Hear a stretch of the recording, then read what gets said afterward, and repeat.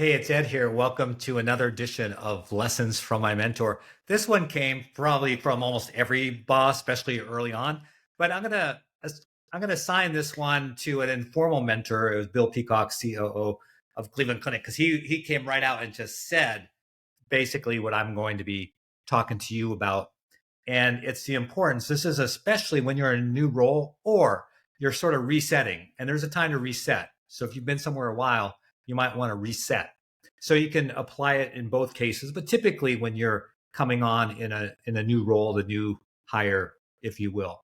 And that is to make an immediate splash and then a super big splash.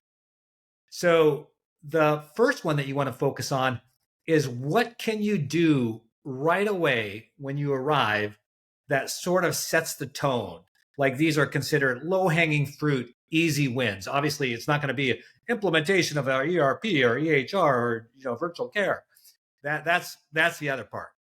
But what you want to concentrate on is what is a quick win that you can get that sort of gets people on your side because they're judging you, right? They're looking, hey, who is this person?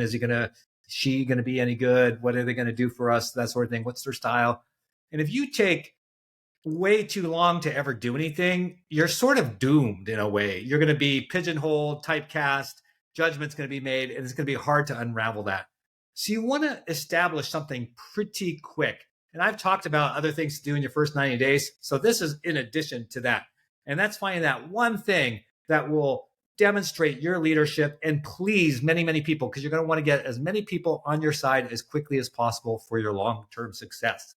So just talk to your team, talk to your boss, talk to other people. As you talk, you're going to find out what are some of the sort of smaller things, but really aggravating things that are bothering people and their experience, and then see if you can do something about it. And again, it's got to be something substantial that impacts a lot of people. And at the same time, something that you can do fairly quickly, doesn't require a lot of going through different processes. All right. And I'm telling you, it just establishes yourself right away. So if I use the clinic as an example, when I got there, one of the biggest frustrations I heard almost immediately from so many people was email box size limitation, right? Because in the old days, storage was so expensive that you limited everyone's email box. Well, think about this. Times have advanced. Storage has gotten much cheaper. Everything's in the cloud. Again, I know it's not free, but it's a lot cheaper than it used to be. But we're still stuck in the old ways of, these rules and regulations that people put in for good reasons, but are no longer valid. Trust me, they exist in your organization. So they do in every organization. So find out what it is. And so again, for us, it was email box size limitation. And think about this, especially as an academic medical center, but this applies to everyone, but especially in research and education organizations.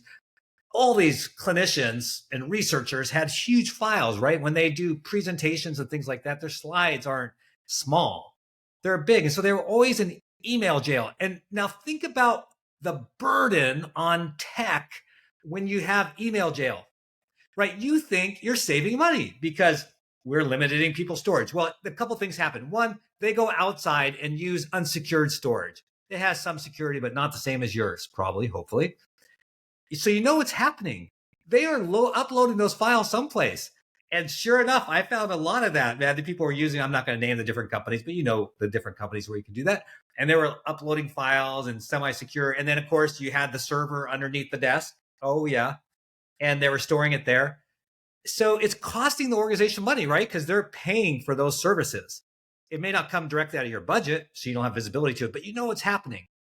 The second thing is, so I didn't mean to go this far into this example, but I'm just bringing out the realities of what exists in most organizations. I bet you there's still organizations with email size limitations. I guarantee you.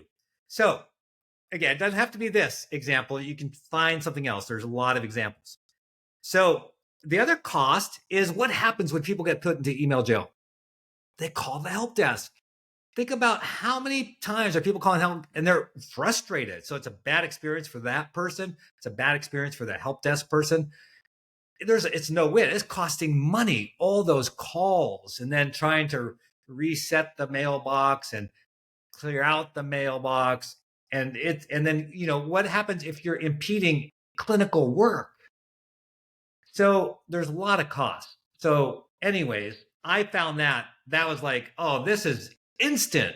We're going to instantly remove all of the file limitations, and we're going to make a lot of people happy. And our costs are not really going to go up that much. And so I actually had a lot of pushback from some internal team, right, that had been there a long time and made the rules a long time ago because it was the right thing to do at that point in time. But I was like, you know what, I understand, I listened to everyone. Of course, I understand, listen to both sides, but ultimately we removed it. So when that happened, this whole story took 1 week, maybe. When that happened, oh my gosh, the clinicians were like, who is this person? The researchers were, I want to meet this person. Wow, it's a new day in tech.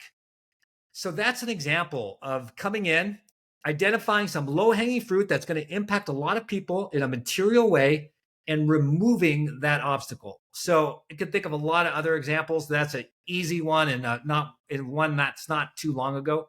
So do that. And again, I'm going to mention this one more time because I mentioned it in the beginning, but just so everyone understands, this is really important. Both things I'm going to talk about, the small thing that you do and the big thing that you do for a new person. Equally important for you if you've been in your role for some time and you're kind of status quo and people are like, gotten used to you, and maybe just things over time, if you're not proactive about it, right, they're going to kind of level off into mediocrity or maybe lower. So there's nothing wrong with every couple of years, sort of reset, work with your team and sort of like, hey, let's reset who we are. Let's act as if we're a new team coming in and let's do some things different. And so you can start with, hey, let's identify a little thing, let's identify a big thing.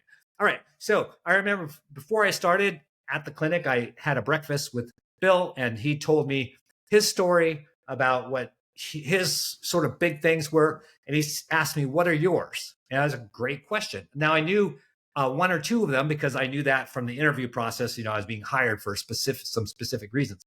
But I made mental note of that and also how I've been trained in the past. And I definitely wrote all of them down on a piece of paper. And so I knew that I was going to have to deliver on these things and they would become my priority. So how do you know what those things are?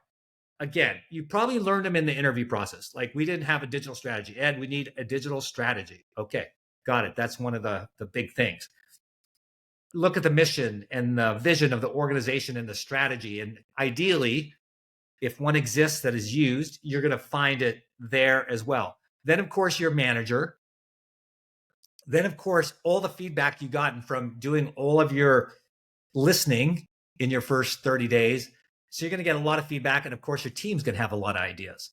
So out of that, pick one or two really big things that will move the needle for the organization. Maybe you've been stuck in the past with those. So this is going to be, look, you came in and your team and kind of new day and worked together with the organization and made something happen that got stuck for a while. Could be something net new that hadn't been considered previously, but now, hey, you're here, you're going to help make these things happen. So whatever it is, these are the techniques, the ones that I just mentioned, to get you those concepts and ideas of what that should be. Then do everything and focus, prioritize everything to make those particular initiatives successful. It sets a pattern of trust, of confidence, of teamwork, of getting stuff done, of getting people on your side. So critical. So I'll give you a couple examples. When I came in as CIO at University Hospital, so I'll give you an example from a long time ago. I'll give maybe a newer example. But the infrastructure was horrid. And it's like, how can we have a successful tech and a successful business if we have poorly funded, underfunded, ignored for many, many years infrastructure, including telephony and things like that? I won't go into the details, but I think you probably can relate some point in your career inheriting or being part of an organization where it was that bad. So it's like, okay, Ed, here's the challenge. What will you do? What can you do? This is your big thing. What will you do? So I learned from others, right? I already told you many times, nothing I have is original. I get poured into from others, and that's why I pour out, like in lessons from my mentors, and just share, and that creates more capacity to learn more and give out more. So I learned this from Lev Gonick. He was the CIO at the time at Case Western Reserve University. I definitely was watching him all the time because he was like couple steps ahead of me, like super strategic. And I saw how he had vendor relationships. So I was like, I'm going to do the same thing. So I went so far as to, and again, it's a longer story for some other day, but I went to the CEO of Cisco at the time, John Chambers. Cisco was, the Tesla. I don't know what to compare it to of the day. The Nvidia. They were the hot company, and I went straight to the top, and we got to the top. And I was like, look, you're transforming all these other industries and stadiums, stuff like that. It's time to transform healthcare. And he agreed. And so we got this deal. We were the first in the world to go VoIP, a hospital to go VoIP, voice over IP. Sounds silly now looking back, but 20 years ago, that was revolutionary. Because, everyone said, you're going to kill people, you're going to kill people. No one died. So we got a whole new network. So we had to have the infrastructure to do VoIP. So we got a whole new network and able to do video. And again, things today that are commonplace, but back then, no. So we were the first in the world. And we did it at 90% discount. All right. So that's the only way we could afford it. So my pitch was, let's change the world together. Cisco and healthcare, they believed it. They put their money where their mouth is and their resources. And we did it. It was an amazing experience. So that immediately just catapulted like, oh, it's a new day in tech. And of course, from a tech point of view, we had higher reliability and customer satisfaction quadrupled, all that kind of stuff happened because of that particular project. So find that thing that helps. And everyone loved it, right? They all had great telephony, they all had great video, and they had great networking. I mean, it was just fabulous. So find something that'll work for you. I'll give you another example. New York City. This was really funny. So I was so used to being in some complex healthcare organizations where we had OKRs and we had a lot of specificity and maybe too many, right? I remember one organization, we had like 110 top priorities. So I'll never forget the CEO, Dr. Ramerzu, because I asked him that question point blank. We had like a weekend retreat with the city hall and others. And it was like my first day, first weekend. And so I was asking these questions that I expected. He's like, go live on April 1st. And if you knew the history, you understand why that was so important to get done. So I knew, geez, my one big thing was to go live safely and execute professionally on April 1st of that particular upcoming year. I think that would have been 2016. So we did, because of a great team and all that great effort, everyone involved made it happen. But that was the one big thing. Had that failed, I wouldn't have had the credibility to do anything else. And what came next was revenue cycle. So at first it was just EHR, and no one trusted that we could pull off revenue cycle and all that kind of stuff. Again, long story. But because the credibility we built, the government, the city gave us a ton of money to do the revenue cycle, which paid for itself because, again, too long of stories for these videos. So that's another example. And I think, in Cleveland, there was definitely a couple. One was the digital strategy, right? There was no strategy. And that was, okay, they're going to get the strategy done. Another one that was already in flight, I take zero credit for, but was one of these big things. Actually, this one was told to me as a big thing, was a go live at a huge hospital we had acquired. And the team pulled it off flawlessly. I had zero to do with it. But it helped IT overall. And so that was really good. And then I think another thing was building a cyber program, right? Because there was no cyber program. I have the best, I don't want to say the best because then people get mad at me.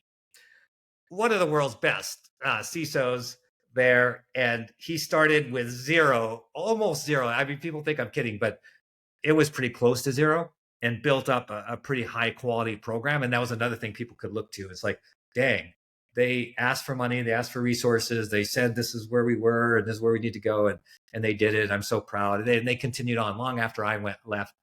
They've done fabulous. And so again, take no credit for what's happened in the last couple of years, but definitely all working together. It just set us apart. Like, okay, we can trust these new people, right? We're all new to the organization. We can trust these new people. And sure enough, the new people that help make that happen are the ones leading it today. So it's all super, super good. So those are some examples of, hey, come into a new organization or reset, find that low hanging fruit, but something that's going to impact a lot of people in a very demonstrable way. You can measure it. make that happen, build your credibility, build some inertia, build some relationships, improve experiences, go tackle that one or two big ones, put every effort into making sure they're successful. It'll hard be rebound if you don't. And I'm telling you, that will set your trajectory, kind of like a rocket. Think of a rocket when it takes off. What I heard is something like 80% of the energy needed for a rocket is really just to get out of orbit. And then after that, it's only about 20% of the energy that it needs to do whatever it's doing, circle the universe, and come back. So it's getting out. That's the hardest part. And it's the same, I think, as a leader. When you're new, it's like jettisoning out, you get some grace in the beginning. So you probably get into the, I don't know my atmospheres, but you probably get through the first layer, okay, just by grace. Hey, he's a new person, we'll give him some grace. But if you want to like really be a speedy rocket and accomplish, everything the mission is supposed to accomplish, you're going to want to do these things, that low hanging fruit. And then, there's one or two super big things. Hope that's helpful. Thank you for watching. I know you have a lot of choices in how to spend your downtime. And I appreciate the fact that you stayed with me so long. And again, thank you to my mentors. Man, I would be nothing without them.